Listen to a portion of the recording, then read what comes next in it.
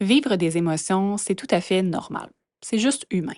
À travers nos émotions, notre cerveau essaie de nous faire comprendre qu'est-ce qui se passe, qu'est-ce qui nous entoure, qu'est-ce qui nous arrive, puis de pouvoir nous aider à prendre action. Avoir un proche qui vit avec un trouble de santé mentale ou qui vit des difficultés amène son lot de questions et d'émotions. Comme par exemple, on peut ressentir de la culpabilité, de l'impuissance, de la colère, de l'inquiétude, de la déception ou même de la confusion. Comme tu peux voir, les émotions prennent différentes formes, différentes couleurs et même différentes intensités. C'est tout à fait normal de ressentir ces émotions quand on est dans une situation comme la tienne. Des fois, ça se peut que nos émotions sont tellement intenses qu'elles nous font peur, ou même qu'on a l'impression qu'on est en train de perdre le contrôle.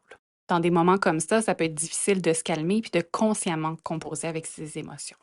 Qu'est-ce que tu dois te souvenir, c'est que les émotions sont toujours temporaires. Elles finissent toujours par se dissiper, même si sur le coup, ça te semble impossible.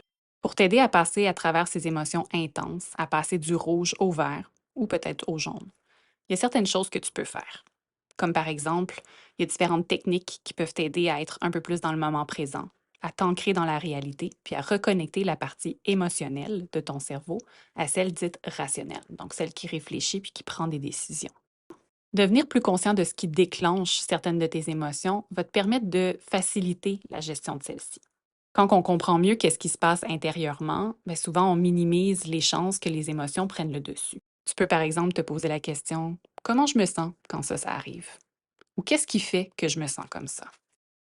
Quand on pense aux émotions, on a souvent la croyance que pour diminuer l'intensité d'une émotion, on doit l'ignorer. On doit faire comme si elle n'existait pas.